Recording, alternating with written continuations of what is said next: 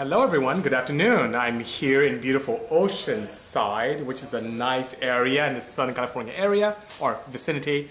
So thank you so much for joining us on our 48th, yes, 48th Tech Tuesday. And sorry for me being slightly tardy, guys. It was a bit of a trek.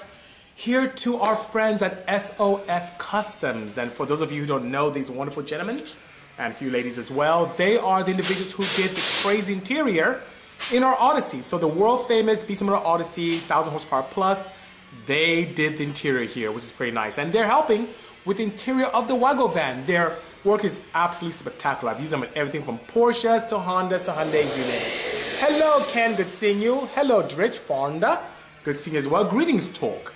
Thank you so much. And for those of you on YouTube, thank you very much for joining us on this session. This is where we have individuals from Instagram all around the world ask tech questions and whatnot. And we get into wonderful interactions as it comes to everything automotive and plus more. And for those of you listening on iTunes, Anchor, the podcasting via Spotify, thank you so much for joining us. We do this every Tuesday. Lake Elsinore. Arnie, I just passed you coming down here. Hello, Photosonic. Thank you so much. And guys, please forgive. This is a very busy facility. You'll see people in the back working away. There's so many variety of cars here. There's this old school, and I'll do probably a live video afterwards. This is old school, beautiful Chevy here. There's a beautiful 8086 that's boosted with an engine that looks very much like an F series from a S2000. Over there's an S2000 and there's another El Camino looking vehicle there, which is pretty cool. Hello, Flat 6. Thank you so much, Live 3. I appreciate the kind words. Hello, Ted from the Bay Area. Mr. Pepe, thanks for the kind words. I love single cams. I love all type of engines. Yes, this 86 is pretty cool. It's boosted and has an F-Series engine from S2000 in it, which is pretty crazy, you know. Oh, thank you so much, Martin. I'm curious to what color you have. So we do have some Hot Wheel collaborations. We have a silver one just came out, a red, Type R, and also a blue one. In addition to the Odyssey, which was a limited run, which is pretty nice, yes. Hello, Gabriella, Dark Wraith, Kate, good seeing you so much. Thank you so much for joining us this afternoon. My pleasure, Pepe. And you know what, guys? It's been a great weekend. It's been a really great weekend. Thank you from Miami. Please say hi to Uncle Luke for me out in the 305. Hello, Jev. So talking about this weekend, I had an opportunity to have a good time in Fontana. Fontana is the very nice raceway, which is the Auto Club Speedway. There were two events there. There was a very nice event, courtesy of our friends from Speed District, a very nice road race event. I love attending their events. I went out there with the Bisimoto Viper, which is great. Nothing special, Negron, just talking a little bit about the weekend. Tons of Porsches, tons of Alphas. The Alfa Romero was out there actually giving test rides to their new Giulia and also their new Stelvio, which is pretty cool. We also had an opportunity to see quite a few McLarens out there. The Mustang Club, there's a big Mustang event in California that rained out on Saturday. Yes, we had rain here in California. Hello, Peter. Hello, Jaime. Good seeing you all the way in Chile. Thank you so much, Hunter, for the kind words. And as people are racing, some of the Mustang guys whose events got canceled on Saturday came by Sunday because everything was rained out on Saturday. At the road race strip on the big Roval, on the other side of drag strip, in addition to the middle part with a lot of karting, was a DRN drag race event, like a drag race nationals event. And it was great to go out there and see other people's vehicles out there. Fox is asking what my schedule is for Sema. I should be in the Vegas area early on Monday. Tuesday, I'm pretty much on site from 9 a.m. to 5 p.m. And that'll continue all the way to a Friday. And Friday, I may leave at 6 p.m., which is pretty interesting because we have to offload, which is really nice, you know. Hello from Texas, EJ8. Thank you so much. Hello, Leo. Oh, good seeing you, Daz. Hello. What's the car behind me? This right here is an 8086. The guys from SOS Customs is putting this together very nicely. SOS, by the way, is a facility that they do a lot of paint. They put in one of our Porsches. They also do a smashing job with interior. They did interior on the Odyssey that we have, the Bisimoto Odyssey. They did interior on one of our crazy wide body Porsches. They did some interiors on the, you know, we have this crazy like ruby stone red Porsche. They did interior here as well. Very high-end work. Even the charity car we did for McKenna 2 years ago, where we raffled it off in Monterey, they did interior here as well. And this right here, I'm here today to pick up, not only to interact with all of you, but to pick up the interior for the wagovan, which we're doing, which is pretty nice. And this is an 8086 with what looks like a boosted F-Series out of an S2000, which we'll get to talk to the owners very soon about what is going on with this project. I have both Oscar and Saul who'll be joining me very soon, and we'll talk a little bit about what they have going on in this wonderful facility in Oceanside, California. So back to my weekend. The opportunities that existed at the drag strip was very interesting. I saw probably 6 to 7 really nice drag cars. The event was really packed from the stands all the way to the finish line, which is really great to see, especially in Southern California. But there's one thing I noticed as I talk to enthusiasts. A lot of people tend to copy each other, and that's very sad. You know, they tend to copy each other, and I wish people would be more creative in the motorsports community where they can try and experiment with things, because creativity really is the bane for creation. Being able to do things differently, being able to invent and figure things out without waiting for other people to copy is something that we really had a lot of pride in Sport Compact, and that seems to have gone away. So that being said, guys, don't worry about what other people say. As you build your cars, build it to your heart. Build it as a way to express yourself. Don't wait for other people to do it. Do what is ideal for you. I do it. People see me and say, Bisi, oh, you single cam this, single cam that, or you're doing stuff with the M96 Porsches and M97 Porsches. Well, it's because I didn't care what other people were doing. I found opportunities with, especially head flow and opportunities with components that can be interchanged very nicely. But the head was the key component in terms of being able to create power. And that's what I look at. So the M96, M96 7 heads flow so well, better than the turbo heads. So why not play with those? The F22A flows better stock than many Porta B series. So why not? So as I go to events, whether this is in Sport Compact or in the exotic world, I really would like to see people do more than just creative wheels and tires or creative paint jobs or wraps. Use that same creativity in your engine in making it fun, you know? So that being said, let's see.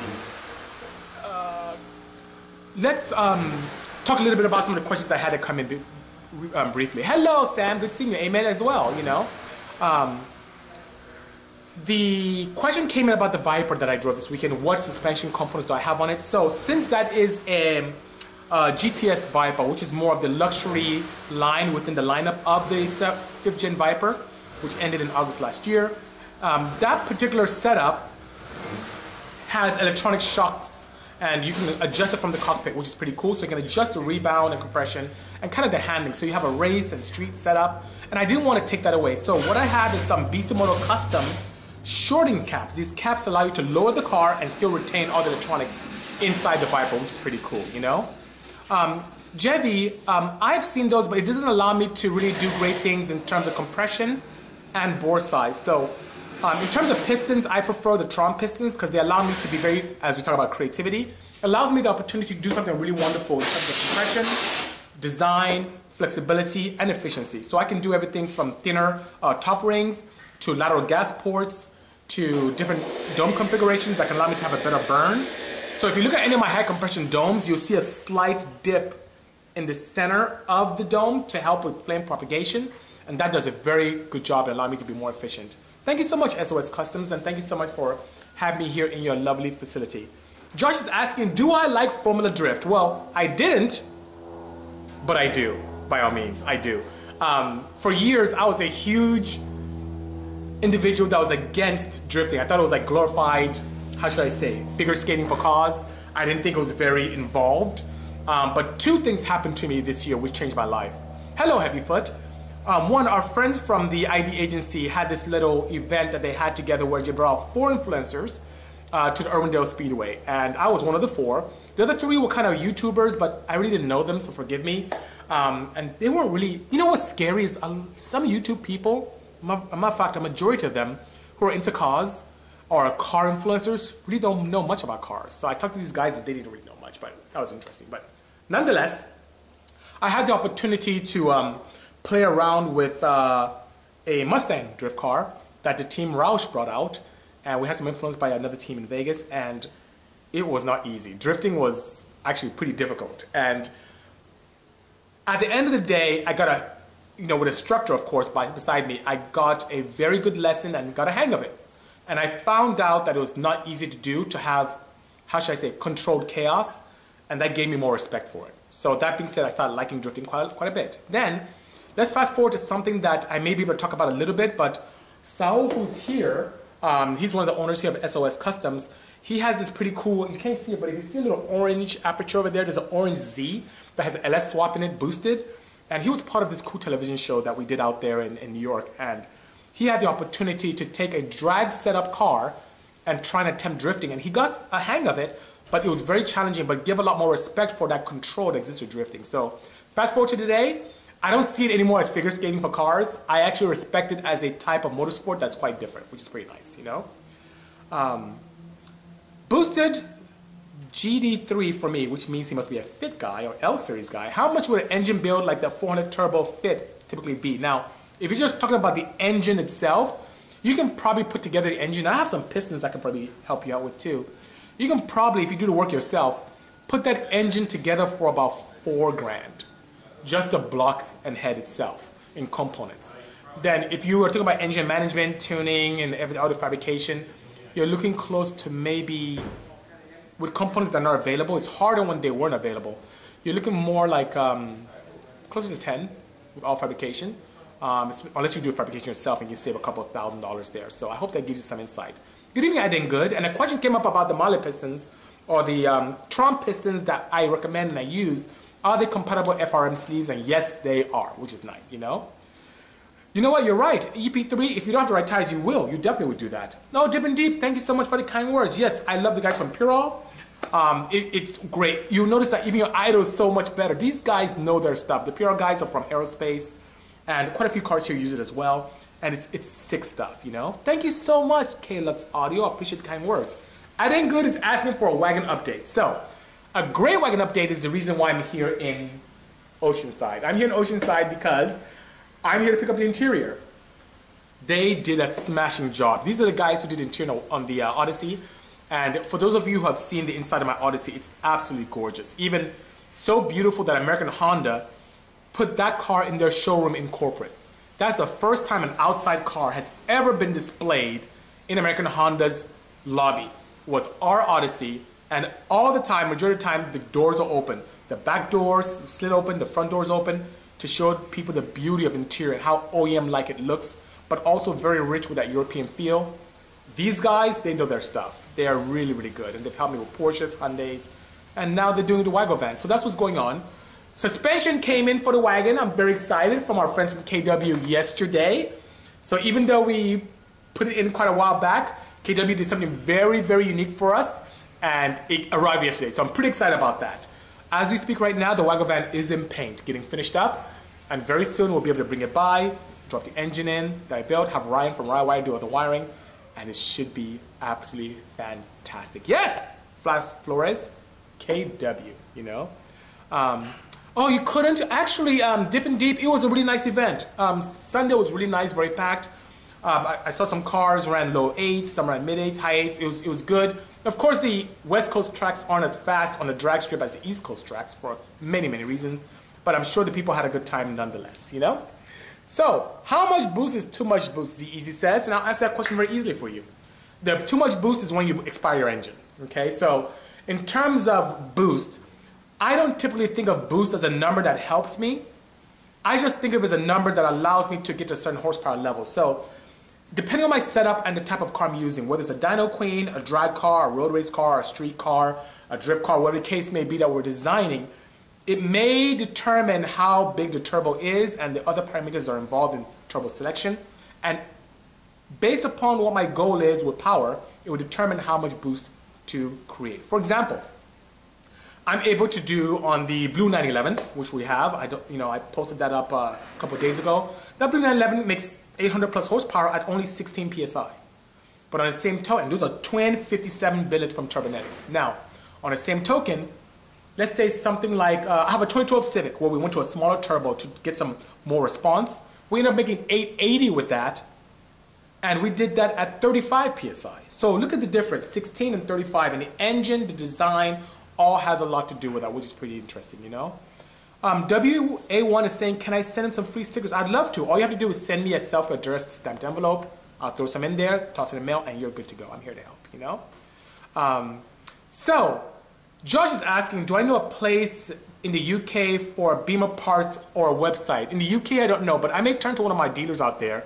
So, Daryl, if you're still listening here, if you're still here, Pro Phoenix, if you have anyone to recommend for BMW work, I have a gentleman here asking for that. Above and beyond that, if you DM me, I may ask another one of our partners out there. They do a lot of Porsche work, and they may have some some dabblings in BMWs, or at least part of their crew that may have some good insight, you know. I think Good recommended someone, mstyle.co.uk, for build parts. I think Good is a great enthusiast. He knows who I'm talking about as well. And because he's really hardcore, I probably would trust his input, indeed, you know. Hello, Dan, good seeing you. Hello, Nakagus, good seeing you as well. Thank you so much. You guys are so kind. And I'm here in beautiful, my pleasure, Josh. Beautiful Oceanside. It feels so good here. It's nice and cool. Ontario, where my facility is pretty warm sometimes. And I was talking about earlier on some wagon updates, and I talked about my experience at the racetrack this weekend and how people should really try experimenting with things and not wait for everyone else to do something and copy. Really kind of silly. I'm tired of seeing the same cookie cutter cars everywhere I go. Yes, I like the PRL guys, especially if you're doing something with a 9th or 10th gen. Absolutely, you know. Plans for unveiling the wagon is what Fox Design is asking. So our friends from Super Street are going to be covering the wagovan, and they are going to be releasing information little by little. We're also capturing some amazing content for us internally and also from our friends at AEM Induction. So if you go to Sema this year, you will see the K&N Filters AEM Induction booth. You will see the wagon there in all its glory, and Fox Design supplied some really cool components for it. I think Good did as well. So we have some love going to this build. Above and beyond being bigger and better than my original wagovan, there's so much enthusiast love going to it. I cannot wait to unveil this car. It's going to be pretty nice. Hello, VQ. Good seeing you.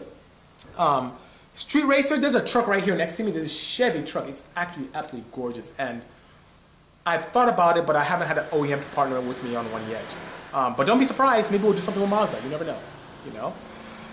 For the 50th Tech Tuesday, could we get a video ride along with the wagon and a few pulls? So let's see here. We're 48th. That may be possible. You know, the sad thing is that the 50th one might be right before Sema. And I don't know if I can take the risk of damaging the car before the event. I'll think about that. We'll see what we can do. Maybe the year one. The one that's a full 52. Which I'm supposed to be at 1552 for that. Anyway, I'll see what I can do, sir. Thank you so much. My pleasure indeed, Fox. I really appreciate all your support, you know. So let's see.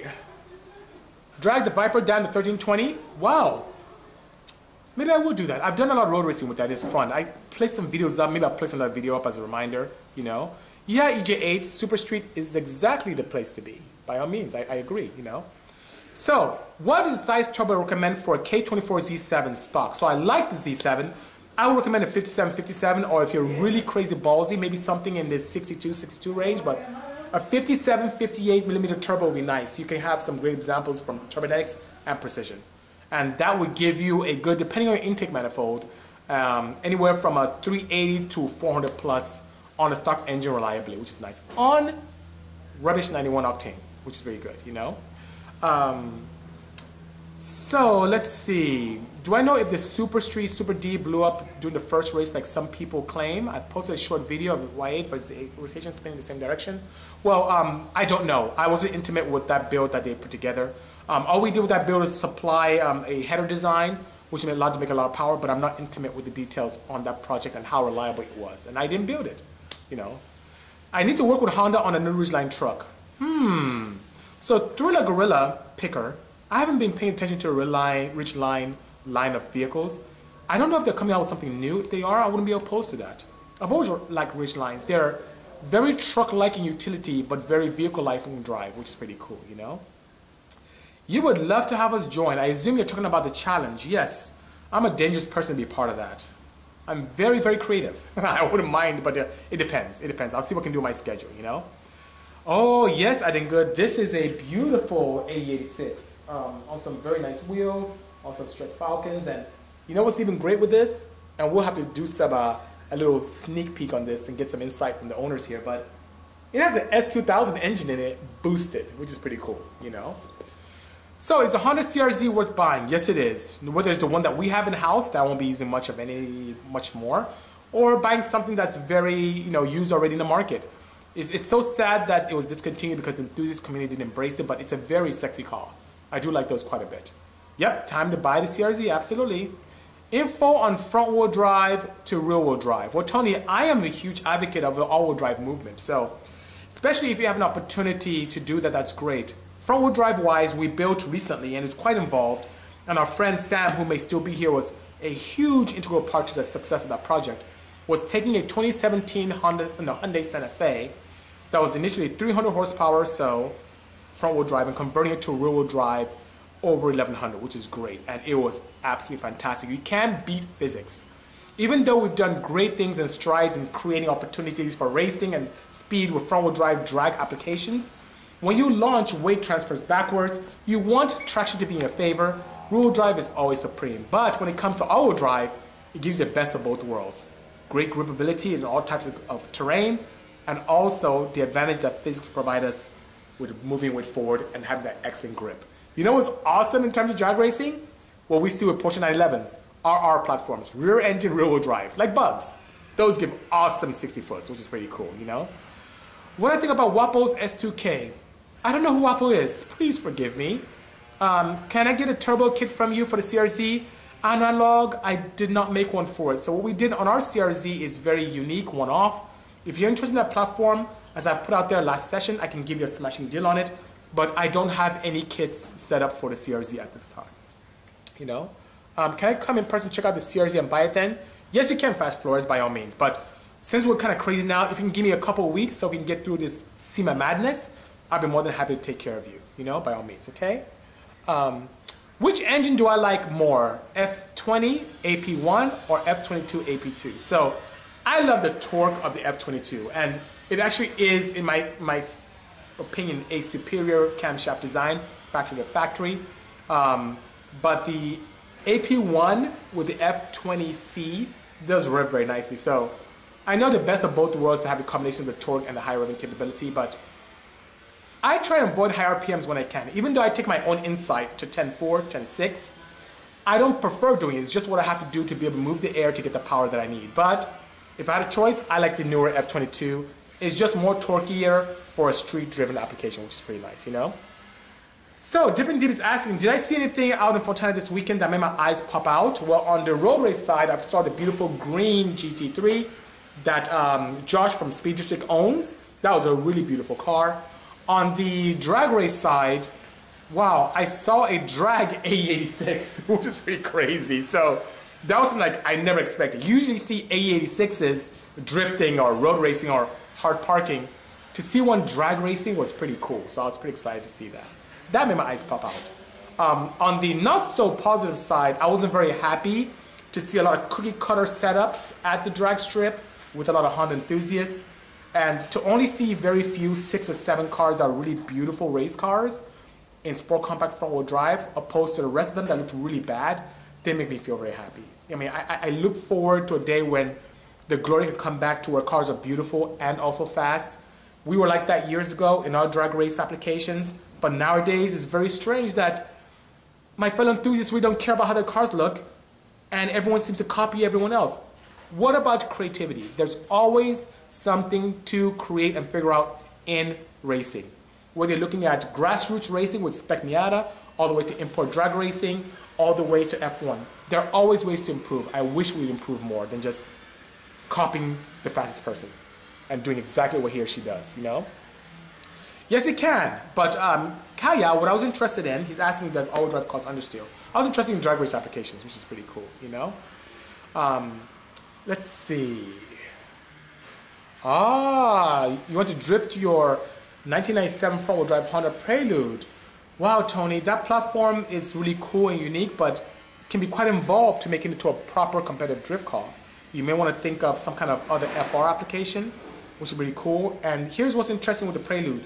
You don't have a very nice tunnel in the center of the car to even send a drive shaft, let alone, you can even send a shift rod properly, let alone a drive shaft. So try and think about what your goals are. I'm very big on uniqueness and thinking out of the box, but I'm not a huge advocate of really investing heavily to a project that can be very, very cost prohibitive. So please forgive me, you know? So, oh, Wapo is the S2000 behind you with the black LS1. Wow, I didn't even notice that. I came here and just set up to talk to you guys. So I'm gonna take a look and I'll get some input and definitely give you some feedback on that, you know? What should we do for extra fuel since we only use 450cc injectors? Autosauce, you're very bad. Now, if I tell you, I'll tell you. fuel pressure. That's all I can say. What size is turbo on 86 and what transmission? I don't know yet. Taking a look. All I see is an AR70 on it. The gearbox, I don't see a Docker plate, so the gearbox looks like a standard AP1 gearbox. AP1 or AP2, looks like S2000 gearbox, you know? Oh, here we go, GT30, they're here. And a stock S2000 trans, yeah, it looks like I could tell the transmission, but I couldn't tell what size turbo was on it, which is sad, you know? Have I driven the GT2 RS? Not yet, I have not yet, you know? What can I do to get a little more torque out of the AP1? Wow, there are quite a few things. First of all, if you are NA, camshafts helps quite a bit, tuning helps quite a bit, exhaust systems, even though the S2000 AP1 header is probably it is the best designed factory header I've ever seen in my life. So you can make a little power from that, but you can't make tons of power from that. But if you, from the flange back, increase the diameter of the exhaust system and even go to something lighter, you can experience some torque improvement as well. Now the ultimate is to actually, of course, boost it. There's so many bolt-on kits out there for turbocharging and supercharging. I love turbocharging because of the versatility. I like supercharging because of the lack of heat management issues, but you can definitely do that. But if you want to stay NA, camshafts help, exhaust, induction, and you're good to go. Thank you so much, Heather. Thanks for the kind words. Hey, Shell, how are you? Thanks for joining us. Thank you so much, Akma. I'm telling you, we need more creativity. People just sit down, don't want to try things, don't want to experiment. What is life if we don't experiment? What is life if we don't experience? If you had to die on Monday, how fulfilled would you feel if you look back at your life and you never try something unique and new? The beauty of being able to try something amazing is just to be able to experience, and if you fail, don't look at it as something bad, look at it as an experience to allow it to be better. Every day I learn something different, and sometimes I don't succeed, but I learn from those experiences and it allows me to even share what I'm sharing with you today. You know? Okay, so Wapo's this guys behind me. Also, my opinion, what would be better for a daily street driven, supercharged or turbocharged K20Z3? So, best for daily driven, oh man, you know, superchargers do allow for less heat management issues. It does give you some parasitic losses, and what I mean by parasitic losses, you take energy to turn the compressor to make energy. I prefer turbocharging, where we're using expended gas and heat energy to turn a compressor. So, and turbocharging is a lot more, how should I say, modular. You can play around with things quite a bit. You can do boost per gear instead of having a big boost application. So, for me, you know what? Don't even listen to what I'm saying. Look at what I do. A majority of my cars are turbocharged. So turbo is the way to go. That's what I like, you know? So I didn't go to saying, a car is an expression of self. No car should ever be the same. It's all down to its owner's taste. Amen, brother. You're absolutely correct. So I didn't go, I share that philosophy, and I see that with people with wheels sometimes, with tires, but they should take it further. Even with paint jobs, I've seen people copying the same paint jobs. Don't care about what other people think. It's about you. It's about your expression, what you love. If you love pink, paint your car pink. If you want to stay D-Series, stay D-Series. If you want to put an S2K engine in an AE86, do it. If you want to put an LS inside your S2K, do it. If you want to put a D-Series in an El Camino or Ranchero, do it. Whatever you want, do it. At least use that as a way of self-expression. And I understand sometimes if it's kind of experimental and crazy and expensive, but I'm telling you, the joy it brings when you succeed is second to none. You know? The best transmission for an F22A in a CB7, you have a couple of options there. You have the opportunity in CB7 to do like a sequential H to B. That's the best gearbox, period. But if not, use one under a Prelude, by all means. The cable is an advantage in the CB7 chassis, only because you don't have an aperture or a tunnel to do a shift rod easily, you know? Street Racer Jones says, I've always cared about how my cars look. Can't stand my car to be dirty and have ugly paint or anything. I hear you. I hear you. Even when I was a student, when I couldn't afford to get the most expensive paint jobs, I went to a Mako. You know, I did the $400 to $600 paint job. My paint job, I'd wash my car and my rag would be blue. But you know what? At least it looked nice. Even though I couldn't afford a crazy paint job, I didn't know any better. At that time, I wanted my car to be clean. I didn't want it to look like rubbish. So that being said, I had to do that. And you know, forgive me guys, there's so many things about my life that I haven't shared with you guys. And Daron and I from Pirate Auto were talking about that this weekend. And it's interesting. My first job when I came to America, believe it or not, was at Carl's Jr. So my very first job was at a Carl's Jr. I worked there for one day in drive-through, not even one day, like a couple of hours first day. They took me out because people couldn't understand what I was saying. And they put me on dining room duty. So I cleaned up and cleaned the tables and brought people their food and dining, which is interesting. The job I had while I was racing quite a bit, street racing, and while I was at school, was working at Circuit City. So for those of you who remember Circuit City, where service was state of the art, that's the Best Buy competitor at the time. And Best Buy came a little bit afterwards, but I sold personal electronics. Started with miniature electronics, went to car stereo, and did a little bit of major appliances, which is pretty great, you know? EJ8 is saying, wagovan drifting? No, it's not quite set up for that. My wagovan is really, I mean, honestly, it's my revenge car. It really is. It's my revenge car for the Odyssey. The Odyssey is such a powerful, beautiful car, weighs 5,000 pounds, makes 1,000 horsepower, but it's front-wheel drive and it's rubbish just in terms of traction. I'm fixing all that. The wagovan is going to be more powerful than my old one. It's going to hook up very nicely and it's going to be lighter. So I can't wait to have fun with that. And I'm going to show you guys what we're doing, you know. So, Duragora says, all he sees are shows of bag-wrapped cake decorated cars with flashing lights. I don't think the XK deserves to be bagged. Well, it depends. Once again, that's expression. Now, I hear you. I'm a static guy myself. I have bags on my wagovan. No, wagovan. I have bags on my Odyssey, and I have static on everything else, and I'm a huge advocate of that. But look at the OEMs. The OEMs are even combining static technology with bags to go over, you know, certain driveways, to go over any challenges with speed bumps and so on and so forth on the road. So don't be surprised. I'm really thinking about trying a combination of bags and statics next year to give me the best of both worlds, ground clearance, looks, and also efficiency in terms of handling. So I'm really thinking about that next year, you know. Plan on an all-wheel drive inside? I do. So Ryan, no, I'm not I'm at a different place. I'm actually in Oceanside. I'm at SOS Customz. They're doing the interior. So today I'm picking up the interior of the wagovan. And if you remember, Ryan, those are the guys who did the interior on the van that you helped with. So those guys are very good. They know their stuff, you know? On the inside, no, I don't plan on doing any all-wheel drive on the inside. It's just very invasive, and it's not a good use of my resources right now to do that. I kind of want to see how far I can push the front-wheel drive platform. I wish the rules would allow me to keep my 28s, because I do run 28 by 9-inch slicks on that. It allows me with better adhesion to the track. But I've been limited to 26s on many drag racing scenarios or classes. So I wish they let me run 28s. That would be really cool. Even though I'm unibody with stock windshield, you know. Hello, Packer. Thanks for joining us. You know. When I think about the Craftsman Supercharger, I like it. I think it's very efficient. We've had cars come into our facility, and we tuned them north of 400 wheel. So I think it's an efficient one. It's nice, and you don't have a lot of the heat management issues you see with the battery or the fuse box that you may see with turbocharged applications, especially in S2000s. So I hope that helps. Hello, Vaporware. Good seeing you.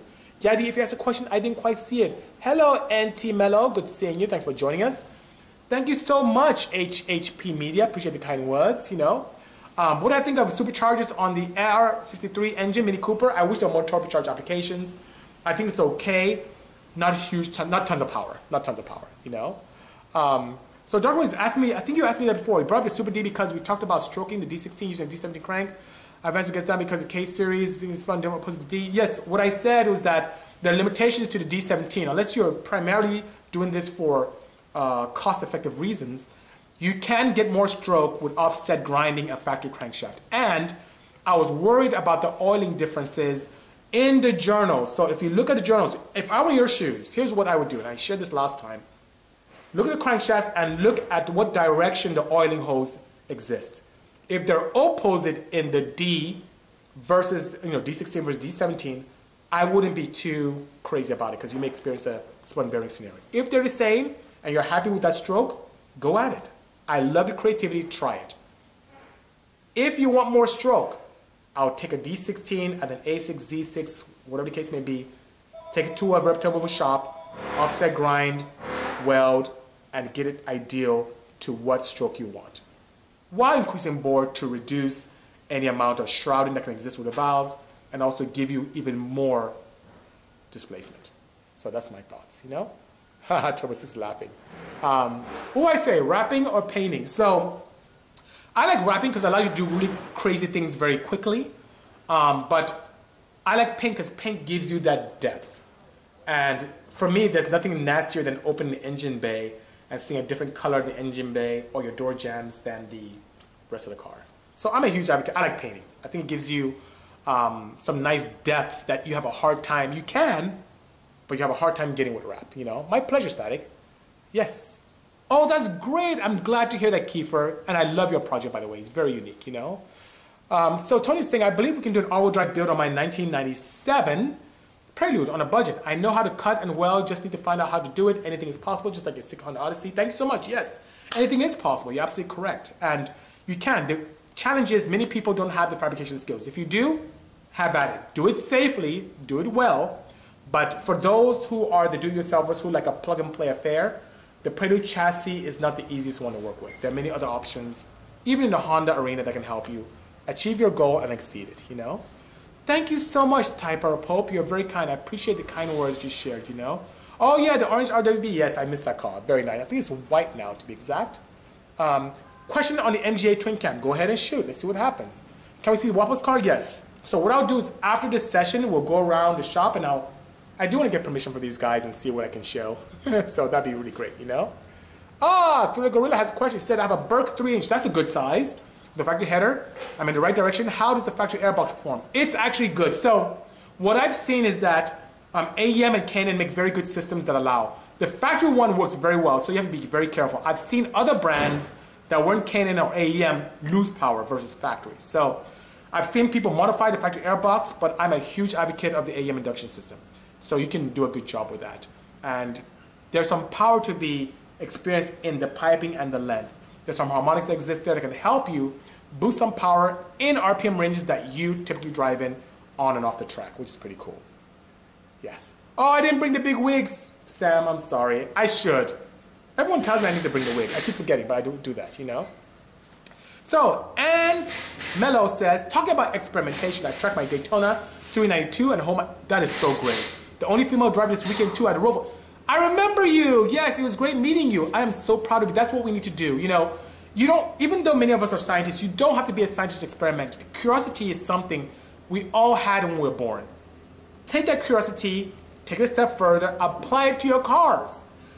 Don't wait for other people. NT, I'm so happy to see that. I'm glad that you're doing great things. Doesn't matter if you're a guy or girl, go out there, have fun, experiment with your car, figure it out, break records, break your lap times, have a good time. That's what it's about, you know? Oh, you brought a Vauxhall. Interesting. Very nice. Very nice. Thumb up to you as well, HHP. So, oh, we got so many questions here. Is the 1.6 four-cylinder from the MGA twin cam possible for 235 horsepower? Well, that particular engine, I haven't experimented with it in NA. In a forced induction, I'm sure it's very possible, but I haven't experimented with it. I have very limited experience with MGA engines to be able to point you in the right direction. And guys, forgive me. Even though I have tons of experience, I've experienced a lot, I will never, ever, ever tell you something that I haven't played with. I will never guess and give it to you as fact. It's just not my way of life. I don't do things that way. So even though I'm a huge advocate of small displacement engines, and I've done so many different things, if it's an engine platform I haven't played with, I'll be honest, and I'll tell you I haven't. So please forgive me. I'm here to help with what I have experience with, you know? So Turbo, oh good, I like the guys from Ballet. They're nice guys. Nice guys indeed. Thank you so much. Oh, you're too kind. We were just talking about you today, Lee. Good seeing you. I appreciate that as well. I need to come see you. So Lee is a great friend. She is a maverick when it comes to fitness. Because of her, you guys see me now, I lost 11 pounds because of her. She gave me this really cool meal prep program, which is pretty good. So I love her. She's fantastic. So thank you so much, Lee, for the kind words and the support, you know? If I could choose looks over power, if I could choose only one. Oh, that's a simple question for me, Boosted GD. For me, I'm a power person. So even if you pay attention, if you really pay attention to my projects, I'm not crazy about body kits. I'm not a big body kit guy. I spend a lot of time on the engines, on keeping things reliable, on engine management solutions. But you look at the CRZ, because it looks pretty much factory. You look at the Odyssey van, it's very sleeper. The giveaway is a little aperture in the front grille that shows the intercooler. What car? I just talked about the Santa Fe we built for Hyundai not too long ago. That particular car was factory body. Even this year with a wagovan, no crazy kits. It's going to be a really clean wagovan, you know. So that being said, I'm really big on that. Very big indeed, you know. The Chaplain car, rim car are far from clean. I didn't like racing when my cars are dirty. I don't work on it. Depending, you know, I think it came from the East Coast. And you know, it rained the day before, so you never know. But when I think of clean, I think of like, there were a lot of cars there that were really kind of messed up with a lot of primer, a lot of dents, mismatching fenders. That wasn't cool. Cars should look at least decent. At least go to make them, make it look decent, you know? Could a stock 2JZ GE handle small turbo? Yes. You know what, Hunter? A GE, which is the NA setup, can handle a small and big turbo. The bottom end is robust. The top end has some opportunities, especially with intake manifold that goes across the valve cover. But yes, it can handle it. You can tune low boost with a small turbo. You can tune low boost with a larger turbo. And you can have a lot of fun. You don't have to be limited to having a GTE to have fun with a 2J. You know? Update on the W201. Great question. So, M4H4, that's a project car that I'm shooting for next year. And for those of you who don't know what a W201 is, it's the Mercedes-Benz, the 190E, the old school kind of boxy one that I posted earlier last week. And that car is my main project car for next year. That's my own passion car for next year. I want to develop tons of product for that. I want to have the opportunity to experiment with a Mercedes engine.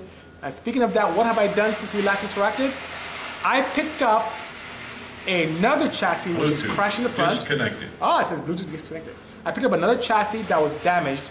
I went all the way to the hood. For those of you familiar with LA, I went to South Central, picked up this car, brought it to the office to pull the engine just for this project. So the original 190E, the W201, has a legacy engine that was mechanical injection. I am not too excited about that Bosch-based engine. I want to go sequential fuel injection and coil unplug. So just as a hint, not to give too much away, I'm staying with 6 cylinders. I'm going with a high-end fuel injection system. I'll be partnering with many of my partners to develop an intake manifold and possibly in-house. I may do a twin turbo setup. I think I want to do that. That'd be pretty cool. And it's just going to be a much modernized version of the W201. So I can give you a hint. The engine code will also start with an M, which is pretty nice. So that's what we have so far. I'm not going to touch that car to January. That's when we'll start doing that, you know? Shirley Jones says, write a book about your life. We would love to read about it or make a movie. That's so kind of you. That's something I love to do. I may need to help with a ghostwriter or something because I am so slammed. The next 2, you know, today we're talking to our friends from Mattel and we're talking about plans as far forward as 2020. So things are happening so rapidly, you know, as far as 2020, which is pretty interesting, you know? Packer R picked up a 98 hatch, well done, with a D-series for daily, but it came with extra GSR motor. Ooh, what are some tricks to get more flow out of the head? So are you talking about the D-series head or the GSR head? Now, a lot of people don't know this, but there's one thing that gets a lot of head flow, a valve job. Yes, a valve job. If you look at where the valve seat meets the casting in the head, there's always that nasty ridge there. It's very easy for mass production. It's very cost effective for engine manufacturers to do that. But just de-shrouding that lip, taking away that ridge, porting it and making it even, clean that up, does wonders. And if you want to go into a pocket and get more of the pocket port, do it. Head flow is the key for power, especially in an NA setup. The head holds the highest potential for power, period. It is my guiding force when I'm building engines, when I'm choosing what to build. And that's what you need to do. So, even with a head that flows well, there's always opportunities for power in low and high lift by taking care of that valve seat area and getting rid of that nasty ridge there. Does wonders for you, you know? My favorite car I've ever built. So I didn't go, that's a very popular question. I have 3 cars I love based upon their appeal. So the car that was the most difficult for me ever, because we only had 7 weeks to build it, was the Odyssey van. Like, kick my butt. I love that car, and it's a favorite car for me because it's so popular. I can drive that thing anywhere. People lose their minds, which is great. And I drive that car pretty often. It's dusty in engine bay, I drive it. In terms of just, oh my goodness, this is frightening, I would say the blue Porsche 911, the one that makes 850. That's the car that's almost killed me once. Matt Farrar drove it like this shouldn't be on the road at all. Spike Frenson drove it for Car Matchmaker, loved it as well. And it's just a car that really, if you don't respect her, she will bite you. So it's a very fun, scary car to drive.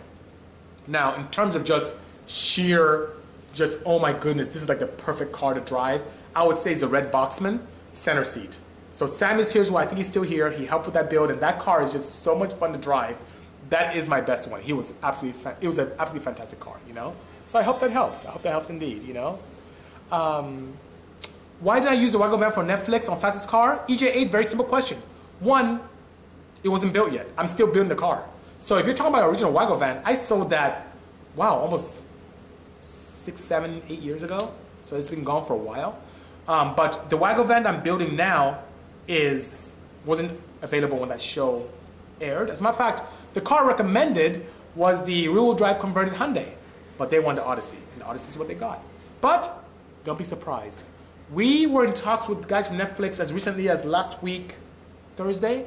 So don't be surprised if you see it in an upcoming episode. Not the one coming up, not the season now, because I'm still building it, and they're starting to film already, but a following episode. Never, never, never know. Thank you so much. You're too kind, Fox. I appreciate the support, you know. Makeup painted some color, Sandy. Thank you so much. I appreciate the kind words, Gorilla. I didn't know. I was a student. I didn't know. Will my drag inside have aluminum rods? Of course, Dippin. I'm a huge advocate of aluminum rods. And you know why? For those of you who build engines or somewhat familiar with engines, you may have had vast experiences with steel rods. They're cost effective. That's what you find everywhere. Most cars are steel. Even my wagovan engine I'm building now has steel rods, but I'm a huge advocate of aluminum rods, especially my drag applications, because of many reasons. One, it allows me to cost effectively prototype. Two, they are very lightweight. Three, they are natural shock absorbers. And what I mean is that if you ever have a situation, either for tuning, fuel, whatever the case may be, where you detonate, aluminum rods do a great job in absorbing detonation before transferring to the crankshaft, which can help you tremendously. You see Top Fuel guys, they go crazy, they have violent explosions in their engines. They couldn't run steel rods. They would destroy crankshafts like that. Aluminum rods are just these wonderful shock absorbers. And here's what's crazier. I'm a crazy compression guy when it comes to static compression. And there's some tricks that I talked about before in terms of dynamic. My inside runs north of 16.5 to 1 compression. My D-series I run 18.4 compression. The aluminum rods allows me to be more of a variable compression engine. And what do I mean by that? When aluminum rods are at rest, when you're building them, you don't want to stay at 30 to 35 thou in terms of piston to head clearance like you would steel, because you'll smack. Aluminum rods do tend to expand. You definitely want to give, depending on the weight of your piston, heavier pistons need to give more distance. A lot of pistons don't have to, but you could be anywhere from 60 to 55 thou piston to head clearance. And why are you doing that? So when the engine warms up, the rods expand and gives you that nice static compression that you desire. Now, what happens when aluminum rods are cold? They're shorter. I have a huge distance between the head and the combustion chamber and the piston top. I start the car, it's easier for my starter, it's lower compression, and as the engine warms up, the rods expand, my compression goes up, it's a win-win. So I love it, I love aluminum rods. So to answer your question, yes, my drag inside does and will continue to have aluminum rods, you know. Happy Tech Tuesday to you as well, Lance Shark, thanks for joining us, you know. What is a good transmission for a 95 Civic that will get a K24 engine? Depends on what legacy, but I'll say anything SI. An SI or Type R would be ideal. That would be very good, you know. M4, H4, you just missed it. I gave a proper W201 109E or 190E update. By all means, I just gave one. Net, the car is still sitting. I'm not touching it until next year. And in terms of the power plant, I picked up a crashed S-Class to pick up the engine out of it to start building for the car. So that's what I've done since we interacted last, which was last week. So I just picked up the car Friday, I believe. Yeah, Friday, just recently, you know. Thank you so much, Ryan. Thank you so much. Good afternoon, Zephyr. Good seeing you, you know. Oh my God, I just gave you an update. I give so many questions on the same update. Today, the Dodge 3500 Turbo is what I have here today. Is there both way to have both all-wheel drive? Yes, there is. There are devices, Tony7R is asking, is there a way to have both? There are devices that allow you to disengage. And you have the capability of doing all-wheel drive or front-wheel drive, or in a very creative means, you can electronically or mechanically disengage and have rear-wheel drive only. Hello, Anthmoto. Yes, Vipers. Anthmoto, you missed it. I talked to Vipers earlier, and we had questions about suspension and so on and so forth. I love Vipers. I'm so sad. You know my take? As Ralph Gilles, who's head of global design for FCA, good guy, good friend, huge Viper influencer. One of the reasons why the 5th gen Viper looks how it looks today was thanks to Ralph. Ralph is very close to me, and even my son's godfather, so we're very close.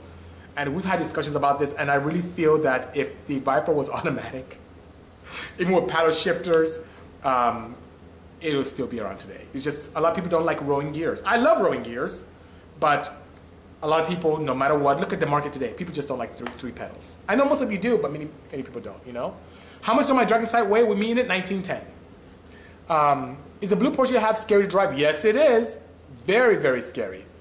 Oh, there you go. Ben Butt, hello as well. Paint does rule. Looking to buy a 98. Ooh, Austin, do it. The VR4, especially if it's a clean one, is something that's going to be very viable very soon. Pick it up. You won't regret it. 300 GTs from Mitsubishi were awesome cars. All-wheel drive, turbocharged. VR4s are awesome. I love them, you know. Highest compression I've ran on a Honda with a turbo. So myself, physically, I have done 11 to 1, myself. Customers have come in with 12.5 to 1, and I've tuned them with success. So I hope that helps. I'm gonna make anything for the FK Type R, yes. We do have cat bypasses and downpipes as we speak. So if you need access to that, let me know, just DM me and I'll make sure you have it. Colin, I just mentioned what I drove today was a Dodge 3500 diesel truck. That's what I brought all the way here. I need to bring something big anyway because I need to be able to pick up these seats for the wagovan, which is pretty interesting. What is my process for picking and creating new projects? You know what? In the past, it was primarily due to the engines. I would look at an engine and see potential, especially with head flow and drivetrain design. And then even looking at the valve trains, making sure that it's ideal for high RPM activity.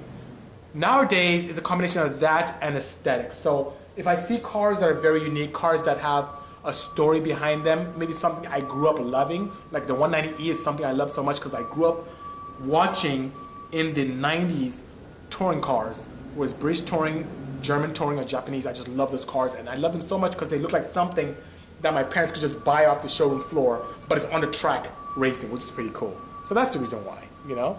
And then in terms of what we do with OEMs is primarily directions from the company. So if Mazda wants to do something with a new, let's say, Mazda 6, if they want to do something with the CX-3, if Honda wants to do something with a new CR-V, we're always there. If Acura wants to do something with a new NSX or RDX, then we'll get together and try and come up with a concept that can help them really have a big impact in the market, which is pretty cool, you know? Where I live in Nigeria, not in Lagos, Josh. I'm from the southeast. So I lived in a city called Aba in Imo State, and I'm from Obuduku, which is in Imo State as well, you know? And I guess now they divide the state, so Aba is now in Abia State, which is pretty interesting. So that's where I'm from. Thank you so much for the kind words, Kasha. I appreciate that. Thank you. Daz, I don't know if you heard, but the gentleman was asking if you had any recommendations, or if we had any recommendations for a nice BMW shop. So I don't know if you have any. My best yellow, the Suzuka yellow is pretty nice. I like that. Even though I'm not a big yellow car, but I just like how that car looks. It's very, very racy, you know? Have a 7-seater Vauxhall. It would be around, ooh, that would be fun, Aden. 450, 400 pound-foot? Sick. That would be so dope. I can't wait to see you finish it, you know, which would be nice, you know? Best upgrade, I think, for Mini Cooper Sport Engine. Let's say, well, intake exhaust will help. Definitely, you want to protect the engine, and the most cost-effective way of protection and getting some power is with pure oil. So I know the guys with pure oil, by all means. Upgrade. Don't use any rubbish oil in your cars. It's not worth it. You can get improved efficiency because of lubricity. You have an opportunity to make more power, and because of its compound, both the base of a combination of I would say Group 4 and Group 5 oils and added package with high zinc, you can protect your valve train very nicely and have a cooler oil temperatures as well, you know? Yep, I hear you. Akmal, power all day. Mal, time is, you know, can you believe, guys, we've been together for almost an hour? This is bananas, you know? This is bananas, you know? So, EJA is asking what I think of the Motec. I think it's a good ECU, a smaller unit. The one thing about, you know, I get this question a lot about AM Infinity versus Motec. AM Infinity gives me all the functions of the ECU you just mentioned, but AM Infinity, I don't have to pay to open up functions. I don't have to pay for O2 feedback. I don't have to pay for touch control. I don't have to pay for drive-by-wire. I don't have to pay for any additional components. So I'm a huge advocate of AM Infinity, whether it's the 506, 708, 710, you name it. So it also offers me really a crazy motorsports package, this AM Infinity, at a sportsman price, which I love, which is good. So it gives me the reliability I need without breaking the bank. Thank you so much. Thank you so much. Oh yeah, I like stealth mode too. Hello, Brazil fan. Good seeing you as well. Wow. the head gasket, the weak point. On which engine, Willie? I didn't quite see a question. Please forgive me. Oh my God, I have a warning. So guys, this has been a slice of heaven, I should say. I said slosh, which is silly, but it's been a slice of heaven. I get this warning now that it's time for me to depart. So guys, thank you so much for joining me this afternoon. I appreciate all the kind words and you joining me over here in beautiful Oceanside. It's great. Thank you so much for the guys from SOS Customs. I'm gonna go out, come back in, and I'll have the opportunity to walk around the shop and see if I can show you guys some of the projects they have here. I'm pretty excited. So guys, stay tuned. Good seeing you as well, Peter Pattis from Switzerland. And I look forward to seeing you guys next week. Take care, everyone. Cheers.